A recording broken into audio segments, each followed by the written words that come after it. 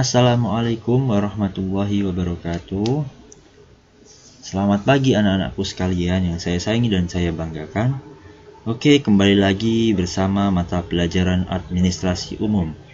Pada kesempatan kali ini, Bapak akan memberikan materi tentang fungsi-fungsi manajemen. Oke, langsung saja ya kita ke materinya. Nah, yang pertama, untuk pengertian, apa sih manajemen itu? Ada yang sudah tahu? Nah, jika kalian ada yang belum tahu, Bapak akan menjelaskannya. Menurut ahli, yang pertama, George R. Terry, dalam bukunya The Principle of Management, manajemen ialah usaha-usaha yang dilakukan untuk mencapai tujuan yang sudah ditetapkan terlebih dahulu dengan menggunakan kegiatan orang lain. Kemudian, menurut Prof. Oilianji, menjabarkan manajemen sebagai suatu ilmu dan seni dalam merencanakan, mengorganisasikan, mengarahkan, dan mengordinasikan, serta mengawasi tenaga manusia dengan bantuan alat-alat dalam rangka mencapai tujuan yang sudah ditetapkan. Nah, jadi manajemen merupakan seni yang mengatur orang-orang untuk menyelesaikan pekerjaan untuk mencapai tujuan organisasi secara efektif dan efisien. Nah, maksud efektif ini adalah tujuan tersebut yang dapat dicapai sesuai dengan perencanaan yang sudah diatur oleh perusahaan ataupun organisasi. Untuk efisien maksudnya adalah tugas yang ada dilaksanakan secara benar, terorganisasi, dan sesuai dengan jadwal. Nah, itulah manajemen. Fungsi-fungsi manajemen. Nanti fungsinya ada 5. Oke, sebelum Bapak jelaskan, mohon disimak baik-baik ya. Karena nanti di pertengahan atau di akhir, Bapak akan memberikan beberapa pertanyaan dan kalian harus menjawab. Nah, jawabannya bisa kalian nanti tulis di buku ataupun kertas ya. Kemudian kalian bisa mengirimkannya ke WA Bapak. Oke, terima kasih. Lanjut. Yang pertama adalah planning atau perencanaan. Planning atau perencanaan adalah proses dasar manajemen guna menentukan tujuan dan langkah-langkah apa saja yang harus dilakukan untuk mencapai tujuan tersebut. Nah, perencanaan yang baik itu harus memenuhi beberapa syarat, ya, seperti tujuan yang jelas, bersifat sederhana, ada analisis pekerjaan, fleksibel sesuai perkembangan, dan mempunyai unsur keseimbangan antara tujuan setiap bagian dengan tujuan perusahaan ataupun organisasi. Fungsi planning ini ada beberapa manfaatnya. Yang pertama, tugas menjadi tepat sasaran. Yang kedua, meminimalisir peluang kesalahan. Yang ketiga, sebagai pedoman kegiatan. Dan yang keempat, kesatuan visi dan misi yang sama. Nah, fungsi planning ini merupakan fungsi dasar dari manajemen. Oke, yang kedua adalah organizing atau pengorganisasian. Organizing adalah proses mengatur dan mengalokasikan tugas, pekerjaan, wewenang, dan peran-peran termasuk koordinasi hubungan antar bagian, baik secara vertikal maupun horizontal dalam suatu struktur yang diperlukan untuk mencapai tujuan yang sudah ditentukan. Nah, maksudnya di sini, di dalam suatu organisasi ini, itu pasti ada terdapat beberapa unsur. Contohnya yaitu ada sekelompok manusia, adanya kegiatan yang dilakukan, serta tujuan yang akan dicapai. Nah, adapun manfaat organizing ini, yang pertama adalah adanya pembagian tugas. Nah, kenapa adanya pembagian tugas? Biar orang-orang yang ada di dalam organisasi itu memahami apa tugas-tugas yang harus dilaksanakan, ya. Yang kedua, ada spesialisasi tugas. Spesialisasi ini maksudnya adalah ada tugas khusus, ya, yang harus dilaksanakan sesuai dengan kemampuan dan keterampilan yang dimiliki oleh orang yang ada dalam organisasi tersebut, ya. Yang ketiga, manfaatnya adalah membantu anggota. Manfaat yang ketiga adalah membantu anggota mengetahui tugas dan tanggung jawabnya. Itu adalah fungsi organizing. Jadi biar orang-orang ataupun karyawan yang ada di dalam organisasi ini memahami tugasnya, wewenangnya, perannya, dan lain sebagainya. Lanjut, fungsi yang ketiga adalah directing atau fungsi pengarahan. Directing alias fungsi pengarahan merupakan fungsi untuk meningkatkan efektivitas dan efisiensi kinerja dengan optimal dan menciptakan suasana lingkungan kerja yang dinamis, sehat, dan yang lainnya. Nah, ada beberapa contoh aktivitas yang dilakukan oleh fungsi pengarahan. Contohnya yang pertama, mengimplementasikan suatu proses kepemimpinan, pembimbingan, dan memberikan motivasi kepada para pekerja supaya bisa bekerja secara maksimal, ya, agar tujuan yang telah ditetapkan dapat tercapai. Contoh berikutnya seperti memberi tugas serta penjelasan secara rutin tentang pekerjaannya. Kemudian lagi, menjelaskan semua kebijakan yang sudah ditetapkan oleh perusahaan. Jadi, biar para karyawan itu mengerjakan tugas sesuai dengan tupoksinya. Kemudian lanjut yang keempat, controlling atau fungsi pengendalian atau pengawasan.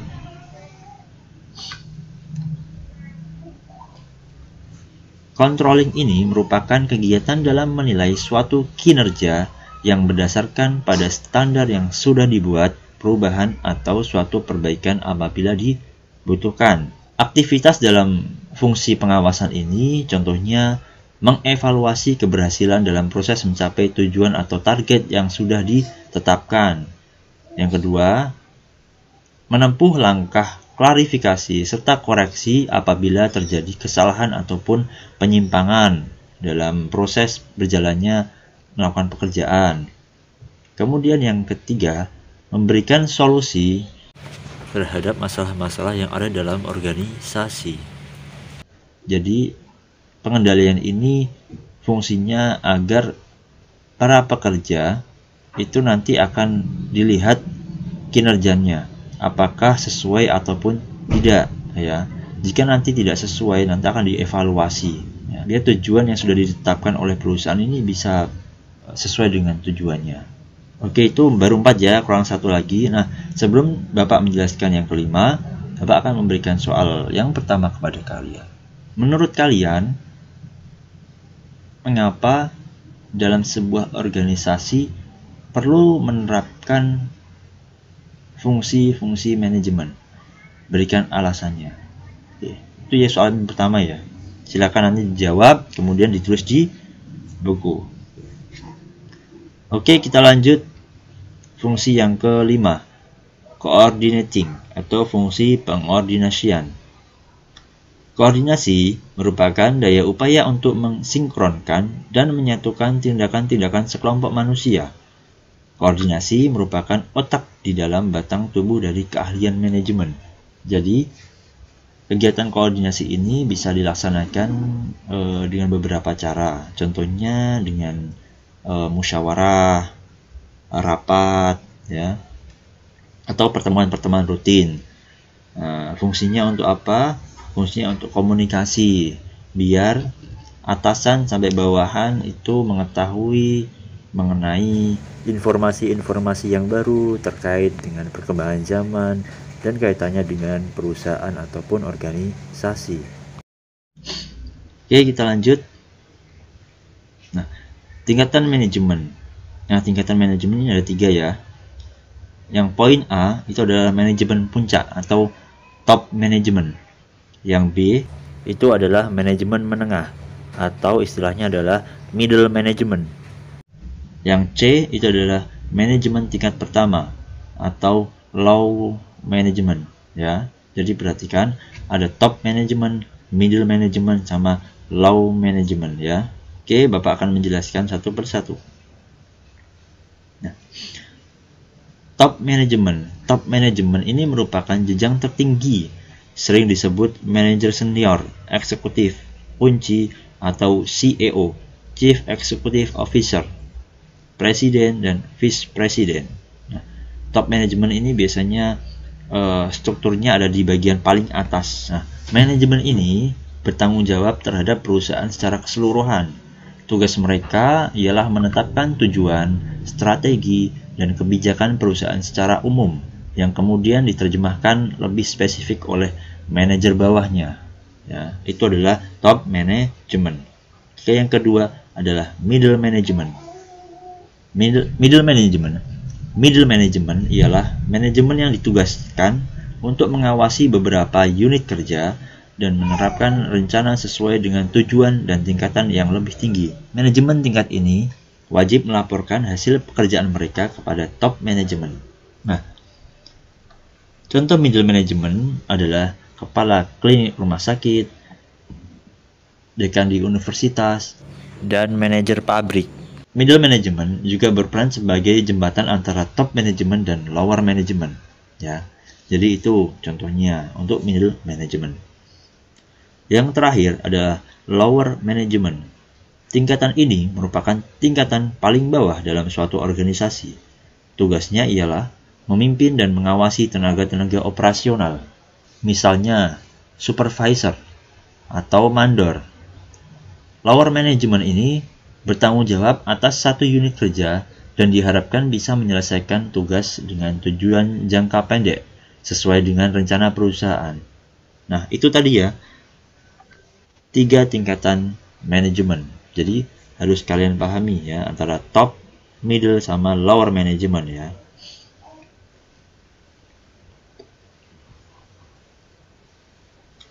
Oke, selanjutnya yaitu unsur-unsur manajemen. Unsurnya ada 6 ya, atau biasanya disingkat menjadi 6M. Man, money, material, methods, market, and machine. Oke, Bapak akan menjelaskan satu persatu ya. Man atau dalam bahasa Indonesia adalah manusia. Nah, maksud dari man ini adalah sumber daya manusia yang dimiliki oleh organisasi tersebut.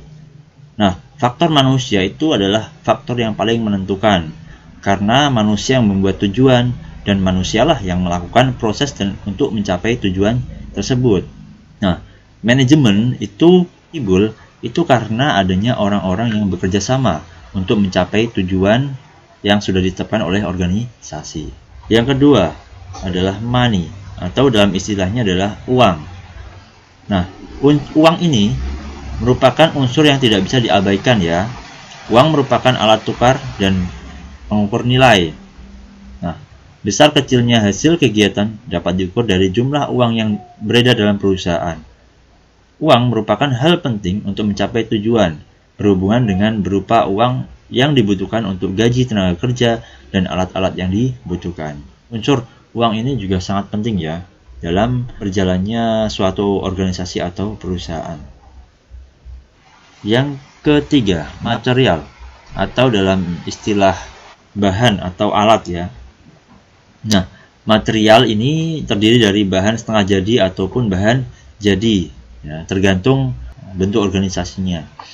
Ya, kemudian manusia harus menggunakan bahan atau alat ini itu sebagai suatu sarana untuk mencapai tujuan yang sudah ditetapkan oleh organisasi.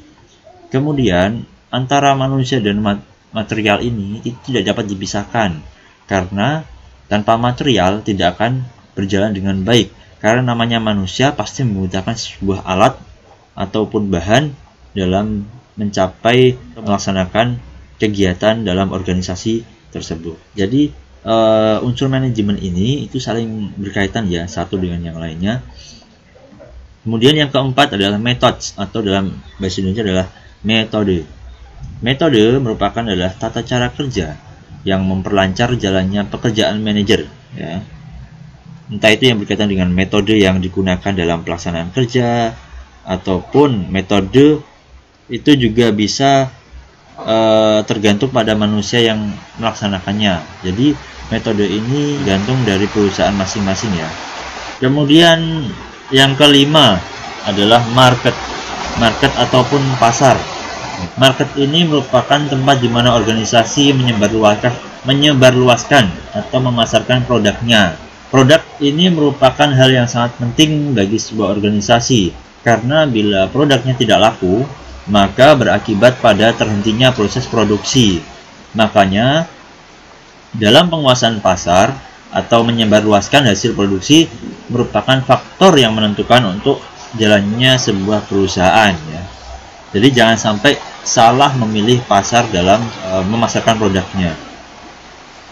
Dan yang terakhir adalah machine atau mesin. Ya. Mesin ini adalah sebuah alat ya yang dapat membantu proses produksi ataupun kegiatan dalam organisasi tersebut ya. Banyak sekali contoh mesin-mesin yang ataupun alat-alat yang digunakan dalam pelaksanaan kegiatan dalam organisasi ya. Nah, itu tadi 6M atau 6 unsur manajemen ya. Ada man, money, material, methods, market, dan machine. Nah, oke, lanjut lagi dengan pertanyaan kedua. Menurut kalian, jika unsur 6M ini salah satunya ada yang tidak berjalan dengan baik ya. Nah, menurut kalian apakah kegiatan yang ada dalam organisasi tersebut akan berjalan dengan lancar? Berikan alasannya. Itu ya pertanyaan kedua. Lanjut ke bidang-bidang manajemen. Nah, ini untuk bidang manajemen ada 5 ya. Yang pertama ada manajemen produksi. Manajemen produksi merupakan rangkaian kegiatan yang terencana dan terkendali dalam rangka mengubah input menjadi output, serta melakukan evaluasi terhadap output melalui umpan balik. Yang kedua, manajemen pemasaran. Manajemen pemasaran ialah kegiatan pengaturan secara optimal dari fungsi pemasaran supaya kegiatan pertukaran atau penyampaian barang dari produsen kepada konsumen bisa berjalan dengan lancar dan memuaskan. Yang ketiga, manajemen keuangan. Manajemen keuangan adalah manajemen yang berhubungan dengan langkah-langkah guna mendapatkan dana yang dibutuhkan dan bagaimana penggunaannya dalam rangka mencapai tujuan. Yang keempat, manajemen personalia. Manajemen personalia merupakan fungsi manajemen yang bertanggung jawab terhadap sumber daya manusia yang terlibat dalam kegiatan perusahaan agar tercapai tujuan yang telah ditetapkan. Dan yang terakhir, manajemen administrasi. Manajemen administrasi memberi perhatian pada pemberian layanan di bidang administrasi, penggunaan alat-alat yang efektif, dan kemudahan pada bidang lainnya. Oke, cukup sekian materi pada kesempatan kali ini ya anak-anak.